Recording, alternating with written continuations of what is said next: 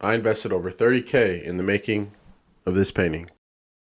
Now, unfortunately, I don't have the piece with me because it's sold. Fortunately, I do have all the footage that led to the creation of this piece, and I want your feedback. I want you to let me know if you think the investment that went into it was worth it. Oh, and by the way, my name is Noah.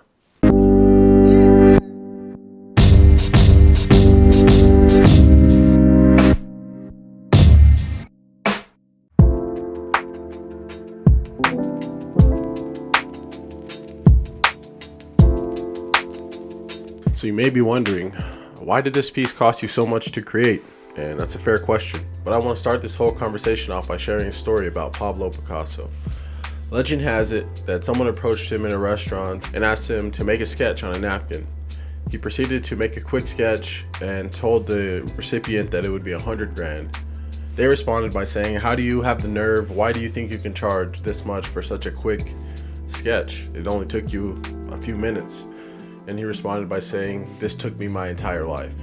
All the time, everything that I invested, all the education that I've gone through has enabled me to be able to make this sketch in such a short period of time at the quality, at the level that it's at." Some of the details of this story may or may not be true, but what this story represents is a perfect illustration for what I'm going to be talking about in this video.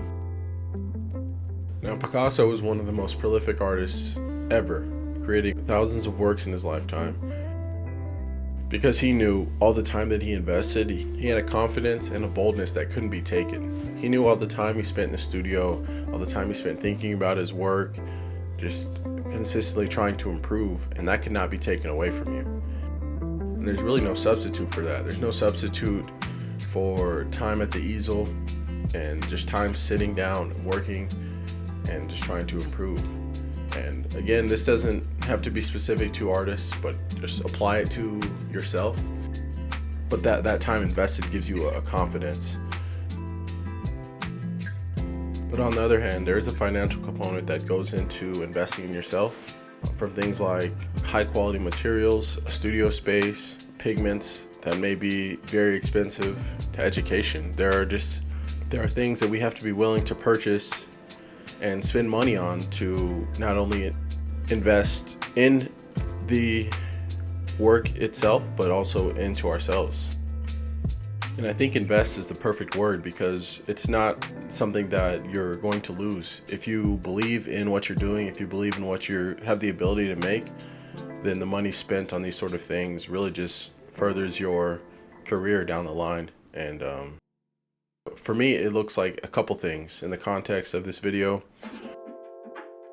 One, going to art school and paying for an education. We can definitely talk about the efficacy of art school and the effectiveness, and that's a whole nother topic for another video. But art school, if nothing else, just gave me a monetary value on my education. And because I was paying a certain amount of money, I had to take this seriously.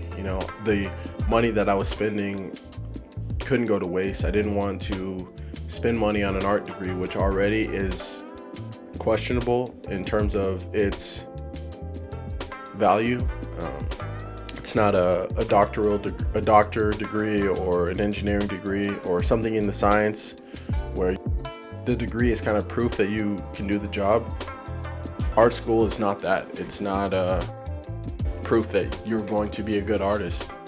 But regardless, I was paying the money for it, and I ended up leaving college with about $28,000 in student loans.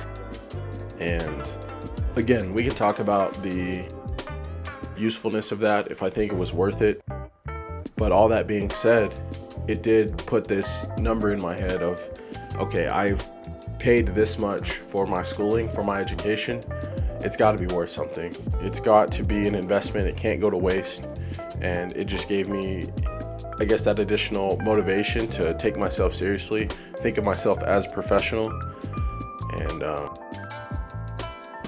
just kept that mindset since I graduated school, which was at this point 6 years ago. So since that time, I've tried to just carry that through. So I left college with about 28 grand in student loan debt.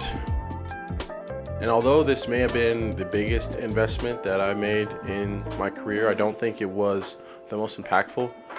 And that leads me to the second investment. This one, a lot more recent, took place last year, but it had the biggest impact on my career and the trajectory since. So around September, October of 2022, one of my favorite artists, his name's Robin Ely. He's an Australian artist that was living in LA, posted on his story that he was doing an auction for a day to travel out to LA, spend the day in his studio, and the proceeds of the auction would go to his kid's school. I've been following his work for some time.